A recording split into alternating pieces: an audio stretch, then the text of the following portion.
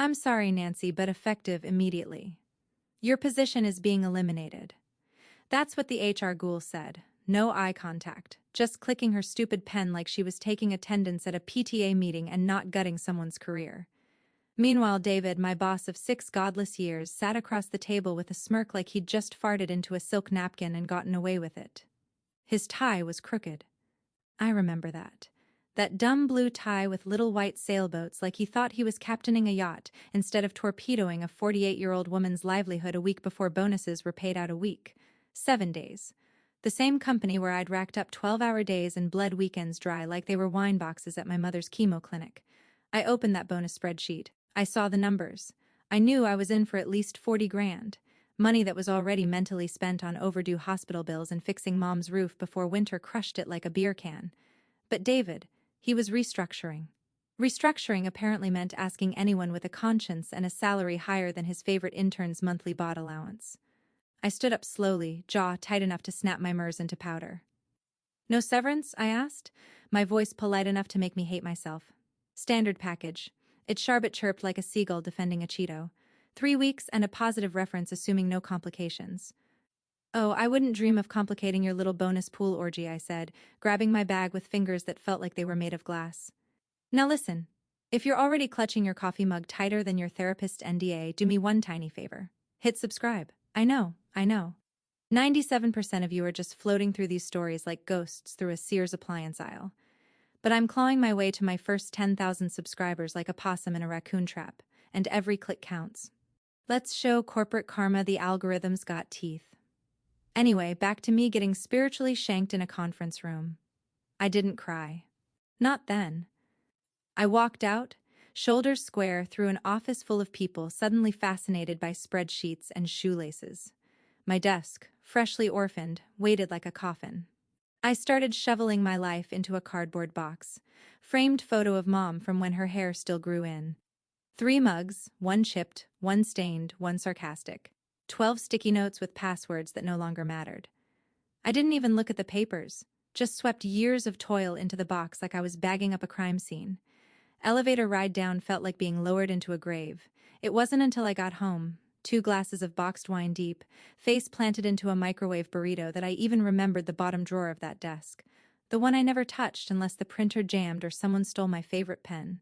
That's where I found it, stuffed between an old ergonomic mouse and a half-melted stress ball shaped like the company mascot.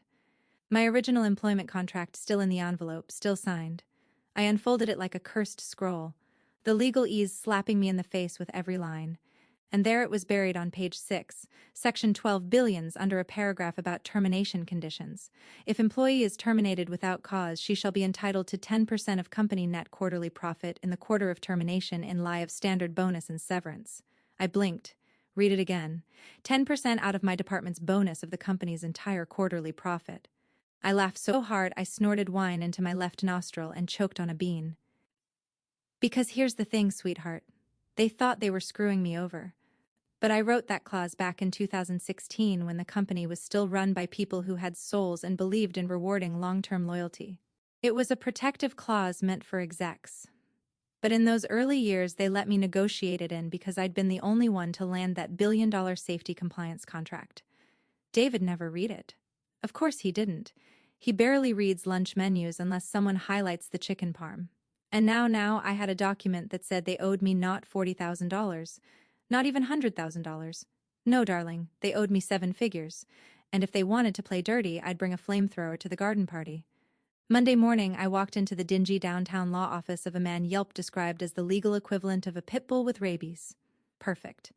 The place smelled like burnt coffee and printer toner, which honestly matched my mood. The lawyer, Greg Fisk, was a short, wiry guy with a tie that looked like it lost a fight with a garbage disposal and eyes that hadn't blinked since the Bush administration. He barely said hello, just pointed at the seat across from his desk, which was buried under a mountain of folders, half a tuna sandwich, and what might have been a loaded slingshot. So he said, flipping through my contract, they fired you a week before quarterly bonuses without cause. That's what they said. Corporate restructuring. I put the phrase in air quotes so hard my fingers cracked. Greg let out a low whistle. The kind that means either damn, you got a shot, or this is going to be fun to watch. This clause, he tapped it with a chewed-up pen, is ironclad, clear as glass. 10% of quarterly net profit if terminated without cause. They agreed to this back when the CEO still had a conscience and didn't take leadership cues from Genghis Khan. He grinned. Then they're screwed. I exhaled for the first time in 48 hours. But he added, and here comes the cold shower. They'll never admit it was without cause, not a chance. They'll say you were insubordinate, incompetent. Whatever they need to dirty the water. My stomach turned. I could already hear David's smug voice. Nancy had been difficult for months. Morale issues, failure to meet strategic alignment, corporate lingo, for she didn't let me take credit for her team's work. They'll fabricate something, I said. Yep, probably already are, Greg replied. They'll dig up emails, twist them, claim you missed deadlines or alienated clients, expect forged performance reviews, maybe even warnings you never saw. I clenched my fists. So what now? We go proactive, he said, leaning in.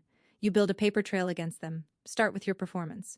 Pull emails from leadership praising your work, client feedback, awards, anything that proves you were an asset. Make it impossible to claim you were dead weight.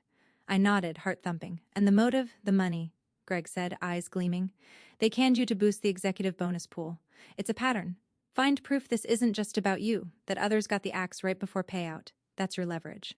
I left that office less drunk on revenge and more like a surgeon prepping for war. Gone was the chaos rage from Friday night. This was something colder, more focused. If they were going to lie, I'd catch them in it. Step 1 was clear. I needed someone still inside, someone loyal, someone pissed. And I knew just the person. Maria chose the back booth of a tie joint we used to hit on Fridays when deadlines felt like death sentences. And Pad CU was the only therapy our budgets allowed. She was already there when I walked in, clutching her water glass like it had secrets. Her eyes lit up when she saw me, but it wasn't joy. It was gasoline waiting for a match. They told us you left voluntarily. She hissed before I could sit down. Voluntarily, like you just got bored and walked out a week before bonus season. Nobody bought it. David's PR machine still running hot.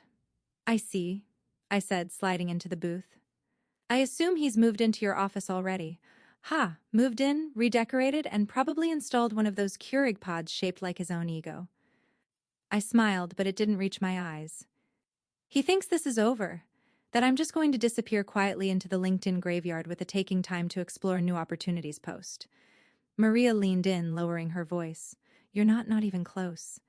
She exhaled like she'd been waiting for permission to be angry. Good, because I've got something. David's been strutting around talking about how lean and mean the exact team's going to look on paper, how much fat he cut before reporting Q3 earnings to the board, that fat being me. 2 project managers, one in HR and Gerald from compliance. I raised an eyebrow. Gerald, that man alphabetized his post-its. I know they blindsided him too. No warnings, just thanks for your years of service. Here's your dignity in a manila envelope. I leaned back. So they were cleaning house, not cleaning, scrubbing the books right before bonuses, and Nancy, there's more.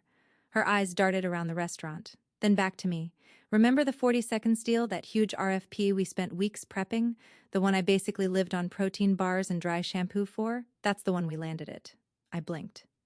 No one announced it exactly because it's not public yet, but David's already counting it in Q3 projections. It's massive and the profit margin obscene. It's going to spike the quarterly numbers so hard the CFO nearly fainted during the call. Your team closed that deal, and the day after you were out, bile rose in my throat, so they cut me right after I secured the windfall that's going to fund their bonuses. Unannounced deal, inflated earnings, reduced overhead, textbook greed. Maria nodded. You weren't a threat. You were a budget line they could erase. I stared into my glass of water, seeing not my reflection, but a ledger sheet. My name in red, profits in black, and David's slimy signature stamped over the whole damn thing. You get me proof? I asked. Emails, meeting notes, internal chatter? She nodded again, more somber this time. I'll be careful, but yeah, I'll forward what I can from a personal account and only to you. I don't want you getting burned, she smirked. Please. I've survived 3 reorgs and a team-building ropes course with David. I know how to sneak. We paid in cash and left separately. I walked back to my car with something I hadn't felt since the layoff purpose. My hands didn't shake as I dialed Greg's number and told him it was go time. He sent the letter within the hour. Certified mail, legal tone. 1 paragraph that changed everything.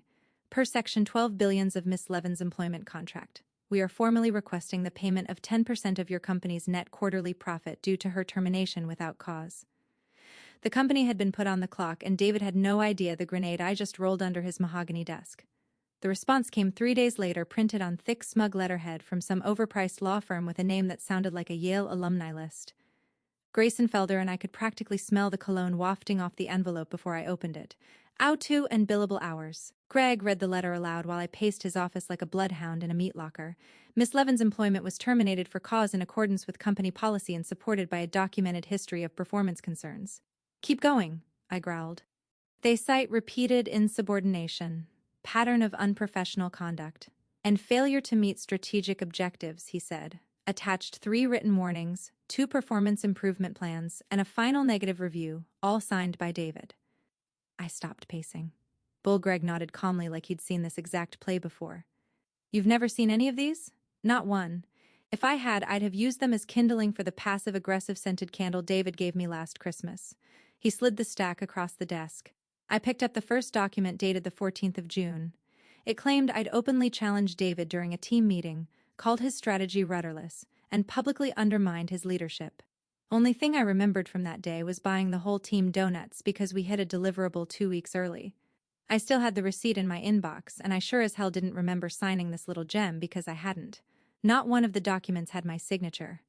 Just David's greasy scroll at the bottom and some poor attempt at formatting that looked like it was cobbled together in a hurry by an intern who'd never used a tab key. Reg tapped the corner of the printout. They're setting the stage. If they can prove you were fired for cause, the clause is dead. You get nothing except defamed, blacklisted, and broke. Exactly. That's the game now. I stared at the documents, fingers curling into fists. They're lying. They're forging official warnings. This isn't just sleazy, it's illegal. Greg leaned back in his chair. Prove it. The words hit like a slap. Not because he was being cruel, but because he was right. I could shout from rooftops all day long that I'd never seen these documents. But unless I had proof they were created after the fact, it was just noise. He said, she said, and I'd get buried under their legal avalanche. Then I remembered something. Something critical. Something stupid. David never wrote his own performance reviews, I said slowly. He didn't even know how. He'd email the template to his admin and tell her to fill it in with something that sounds like leadership. Greg raised an eyebrow. You think the admin wrote these? No, I said. But if he did, he used his computer, which means there's Merida. I pulled out my phone and started typing a message to Maria. It was time to go deeper. These files weren't just forgeries. They were digital footprints waiting to betray the hand that made them. I need her to get the original files, not the PDFs, not the printouts, the actual Word docs. If she can get them off the shared drive or his laptop, they'll have timestamps. And if those timestamps are after your termination date, Greg said with a grin, we've got them by the throat. My blood boiled under the surface like a storm surge. Calm above, lethal underneath. They thought I'd roll over. They thought they could rewrite history and bulldoze my name into the mud. But David made one fatal mistake. He underestimated the one person who kept receipts for everything. I wasn't just coming for my money anymore. I was coming for their reputation, and I was bringing fire. Maria's text came in just after midnight like a telegram from the resistance. Got him, you're going to love this. I sat up in bed, heart hammering, the blue light from my phone glowing like a secret. I'd almost drifted off, lulled by late-night infomercials and a microwaved wine spritzer, but now adrenaline surged through me like rocket fuel.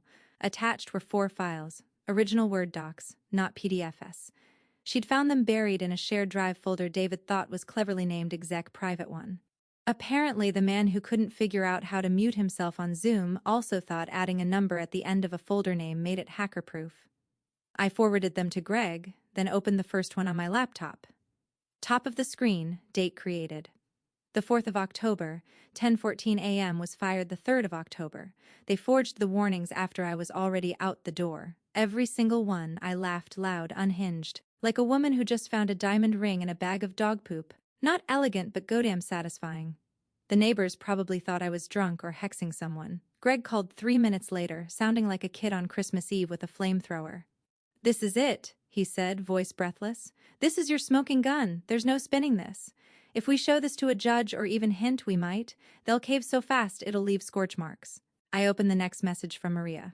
This one had a spreadsheet, preliminary Q3 earnings forecast. It was titled Internal Use Only. It listed every major contract signed that quarter, including the still unannounced 40 Seconds deal. My team's deal, bottom line, $38.6 million net profit projected. I stared at the number, chest tightening. Then I did the math. 10%, $3.86 million. That wasn't a bonus. That was a lottery ticket. That was Mom's medical debt incinerated. That was buying back every hour I'd ever spent biting my tongue in a meeting while David mispronounced synergy. I stared at the figure, stunned, while Greg kept talking in my ear about strategic next moves and courtroom leverage and settlement probabilities. But all I could think about was how badly they'd screwed up. They could have fired me clean, could have just eaten the payout and moved on, but no, they got greedy, they lied, and now they'd handed me the rope to hang them with. This wasn't about clawing back my dignity anymore, I already had that. This was about putting a leash on their smugness. About making sure no one else got gutted just to pad an exec's Christmas stock options. I told Greg to hold off on any more letters. Not yet, I said. We don't just hit them with this. He was quiet for a beat. What do? We set the table, I said.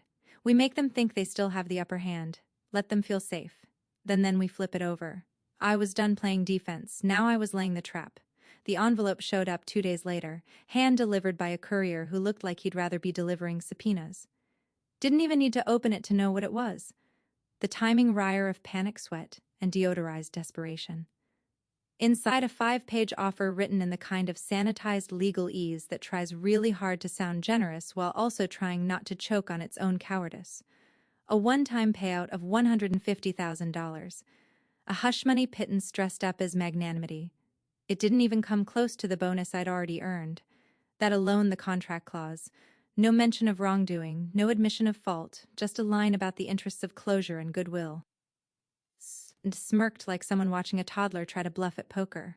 They're scared. They know we've got something. They just don't know how much. Good, I said. Let's keep it that way. Like fate had decided to send in the cavalry, I got an email from Frank Eldridge. Now, Frank wasn't the type to make waves, and he still worked at the company. He was the quiet guy in finance who always had a spreadsheet open and a mug that said, "I excel at numbers." The only time I ever saw him raise his voice was when someone moved the shared printer without telling him. So, when I read his message, short, clipped, and full of barely contained rage, I knew something was deeply rotten. Heard what happened. Got some things you might want to see. I was let go after raising questions about third-quarter earnings adjustments. They're hiding something. Let me know if you're willing to talk. We met at a diner off the highway, the kind of place with cracked vinyl boots and waitresses who call everyone Han. Frank looked like hell, eyes sunken, tie askew, fingers twitching against his coffee mug like they were still typing invisible numbers. They fired me 3 days after I flagged the 40s accounting entries, he said. Revenue recognition was all wrong. Deferred income was being dumped into third quarter to make it look like an immediate spike for the bonuses. He nodded grimly. I tried to escalate, got shut down, then called into HR for a confidential review. 2 days later, I was out restructuring. He made air quotes so sharp they could slice bread. Then he pulled a flash drive from his pocket. These are the original projections I submitted before the CFO ordered revisions. I kept copies, backed everything up to my cloud before they revoked access. I took the drive with trembling hands. This wasn't just a witness. This was corroboration. A second voice from the inside confirming everything I suspected and more. Frank could testify to the financial manipulation, the timing of the firing, the direct orders from the top to fudge the numbers. It wasn't just about me anymore. It never had been. David and his cronies weren't just greedy, they were dirty. I emailed Greg the files that night. This changes the calculus, he said after scanning the data. This isn't a lawsuit anymore, this is a nuke. If we go public, it could trigger an SEC review. The CEO won't let that happen. Not over David.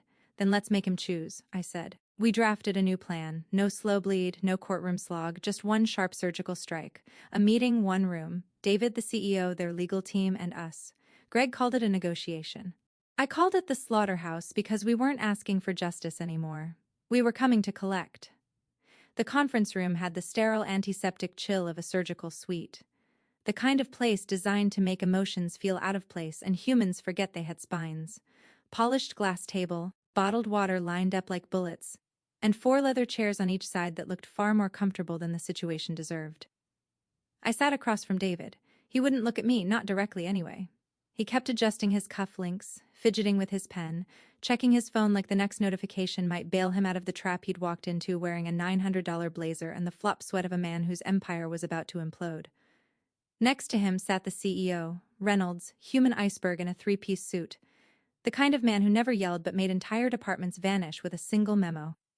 Greg sat beside me, calm and casual like this was just a Tuesday brunch. No tie, sleeves rolled. A yellow legal pad filled with bullet points that would ruin careers. "Let's begin," Greg said, sliding a flash drive across the table. The company's attorney, a woman named Janine with the energy of a disappointed ex-wife, plugged it into her laptop. A large screen behind her flickered to life. "First item," Greg said. Voice smooth performance documentation. 3 warnings, 1 performance improvement plan, 1 final review, all dated before my client's termination. All submitted by your team as justification for firing her for cause. David leaned back, smug returning like a rash, as they should be. She was insubordinate, repeatedly challenged my leadership. Ask anyone. Greg raised a hand. We don't need testimonies. We have timestamps. He clicked a remote and the screen displayed a Word documents Murata panel. Date created the 4th of October, 10:14 a.m. Miss Levin was terminated on the 3rd of October. This document didn't exist until after she was fired. And it's not just one. He clicked again. Date created the 4th of October, 10:19 a.m., another the 4th of October, and another. All created within a 45-minute span the morning after termination. All backdated. All submitted as justification. Janine shifted in her seat. Reynolds narrowed his eyes, glancing sideways at David, who now looked like he was seriously regretting that third espresso. Greg continued, flipping to a new slide. Second item, sworn affidavit from Mr. Frank Eldridge, former senior finance analyst, fired 3 weeks ago after raising concerns about the revenue recognition strategy used for the 40 Seconds account. Reynolds' jaw twitched. This affidavit includes copies of the original Q3 projections and emails from your CFO ordering those projections be revised to reflect revenue in Q3 instead of Q4, conveniently boosting profit just before bonus calculations. Also, right before Miss Levin's firing, Greg leaned back, hands clasped. So, let's summarize. My client secured a multi-million-dollar deal that inflated your quarterly profit. Then she was fired without cause. Then documents were forged to justify that firing. Then another employee was fired for questioning the very math used to hide this maneuver. Do you want to continue? Janine opened her mouth, closed it, then turned to Reynolds. David, he looked like he wanted to crawl inside his iPad. Reynolds stared at the screen for a long time, then he turned his head slowly toward David. You told me this was handled. David swallowed. I thought, look, no one was supposed to get out. Reynolds said, what? I said, get out of this room. Janine looked like she wanted to vanish with him, but stayed seated. David stood, stammering, then scrambled for the door. He knocked over his chair on the way out. The silence he left behind was delicious. Reynolds turned to me. Miss Levin, may I speak with you privately? Greg gave me a sidelong glance. I nodded. Janine started to protest, but Reynolds cut her off with a hand wave. Just us. The room emptied like someone had pulled the plug on an aquarium. Just me and the CEO, just predator and predator. The war was over. Now it was time to name the price of peace. Reynolds waited until the door clicked shut behind Janine before speaking. Didn't bother with small talk, no apology, no faux empathy, not even a throat clear to soften the blow. Just corporate calculus with a pulse. You're not here to burn the building down, he said, you're here to get paid. I stared at him for a long second, then nodded once. Correct. He reached into his jacket and pulled out a folder thinner than I expected, but deadly in its precision. He slid it across the table like it was a menu, and he already knew what I was ordering.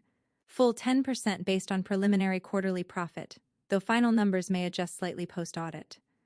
You'll receive the wire within 3 business days of signature. Greg flipped it open, eyes scanning fast, efficient. His eyebrows didn't move, which meant it was real. NDA, I asked, though I already saw them bulging from the last few pages like tumors. He nodded. Ironclad, you don't talk to the press, you don't talk to future employers, you don't talk at all. And David, I asked, tapping the table slowly. He goes, effective immediately. Official reason, breach of internal conduct policy. I didn't smile, I didn't need to, the satisfaction curled low and cold in my gut.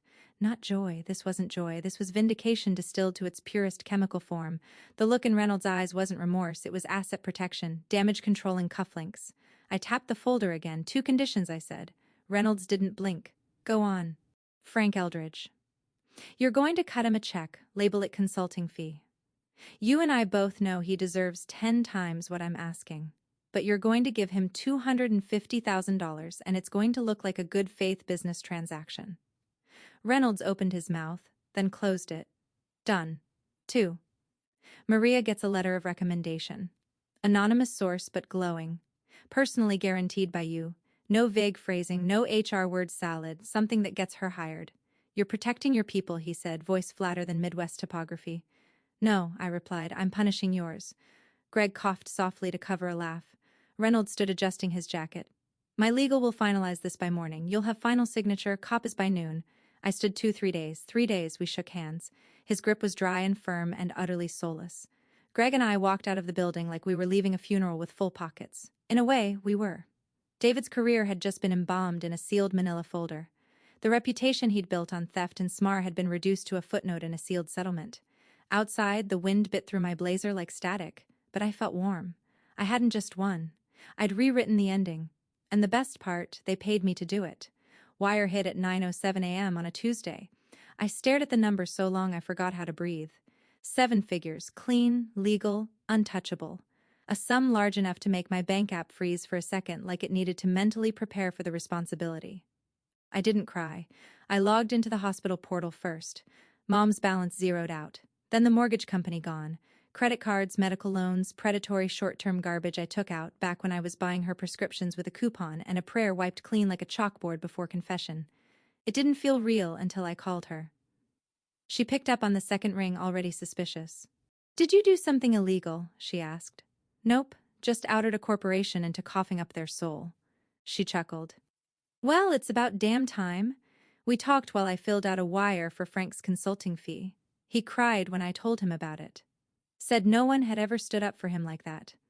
I told him to buy a new laptop, a real bed, and a 6-pack of something overpriced and fermented. Maria, meanwhile, got her letter. Reynolds didn't even try to weasel out of it. The man knew when he was bleeding out. She called me 2 days later, same Thai restaurant, same booth, tears in her eyes, and a job offer in hand. They said I was an asset they couldn't afford to miss. You're right, I said.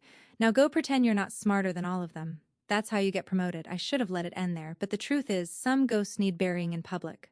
So I made one last move. On a quiet Thursday night, I opened a bottle of champagne that cost more than my first car and wrote a review on a certain job site. Not bitter, not vengeful, just observant. Be cautious of last-minute restructuring conveniently timed before bonus season. This company rewards loyalty with silence and profits with pink slips. Leadership prioritizes optics over ethics, and creative accounting isn't just tolerated, it's weaponized. No names, no lawsuit bait. But anyone with half a brain and an internet connection would know exactly who I meant. It went viral in a week. Got LinkedIn messages from strangers thanking me for confirming their suspicions. A recruiter even asked if I'd consult on toxic culture remediation. I said I was busy, and I was because I was sitting on the deck of a modest sun-washed beach house I bought in cash. Ocean view, no neighbors. Just me, Mom on speakerphone, and the distant sound of seagulls fighting over a French fry. She asked what I was drinking. Champagne, I said. The kind you don't chase with Tums. What's the occasion? I swirled the glass, watching the bubbles climb. I read the fine print, I said. Then I used it to choke a giant. And I toasted to every spreadsheet, every ignored warning, every smug dismissal that led to this moment. Because some bridges deserve to be burned and some exits deserve fireworks. You're the real MVPs of the office jungle. Thanks for watching. Smash that subscribe button, or the coffee pot might just forget your next brew.